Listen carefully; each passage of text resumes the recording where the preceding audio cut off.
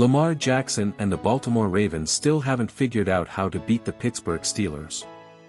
Pittsburgh's defense stifled Jackson and the NFL's top-ranked offense on Sunday as the Steelers topped their AFC North rivals behind Chris Boswell's franchise-tying 6 field goals in an 18-16 victory. "We had a lot of slow starts, if anything, a lot of penalties, turnovers and stuff like that," Jackson said.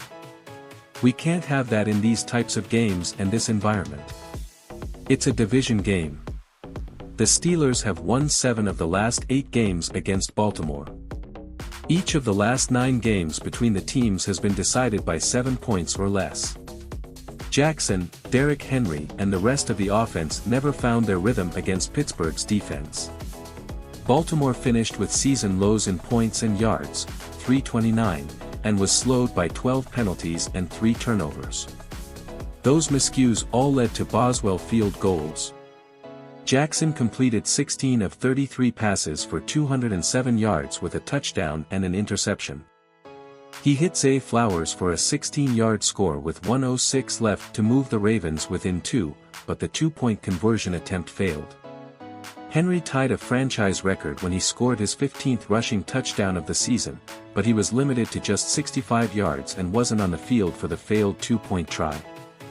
"Our defense played great today," Jackson said. "They held a great offense to 18 points and we just scored 16 points. We've been putting up all these points this season.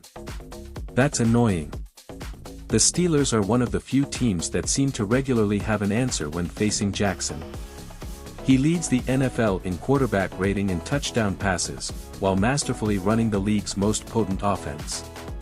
But Jackson is now 1-4 as a starter against the Steelers.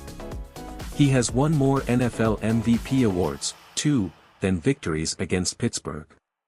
Jackson has 5 scoring passes and 8 interceptions against the Steelers.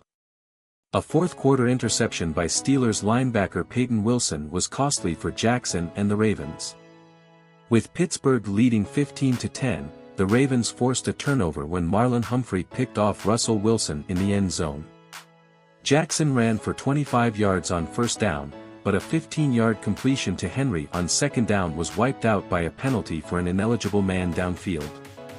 Peyton Wilson picked off Jackson on the next play and Boswell eventually kicked his last field goal, a 50-yarder to give Pittsburgh an 18-10 lead. "The penalties set us back too much," Ravens coach John Harbaugh said. The miscues started early for the Ravens as Henry fumbled on the second play of the game, and Justin Tucker sent a pair of field goals wide left on consecutive series later in the first quarter. Tucker missed multiple kicks in a game for the first time since 2022. "It's frustrating," Tucker said. "Especially when we know that these games come down to the wire like this one did today. I let a couple get away." Boswell booted a pair of field goals for the Steelers, a 32-yarder from Henry's fumble and a 52-yard kick midway in the second quarter. Later in the quarter, Henry capped a 6-play, 80-yard series to give the Ravens the lead. But Boswell kicked his third field goal of the half, this one from 32 yards, as the Steelers capitalized on an Isaiah Likely fumble, forced by former Ravens LB Patrick Queen. "I feel like we were taking strides in the right direction and then something would happen," Jackson said.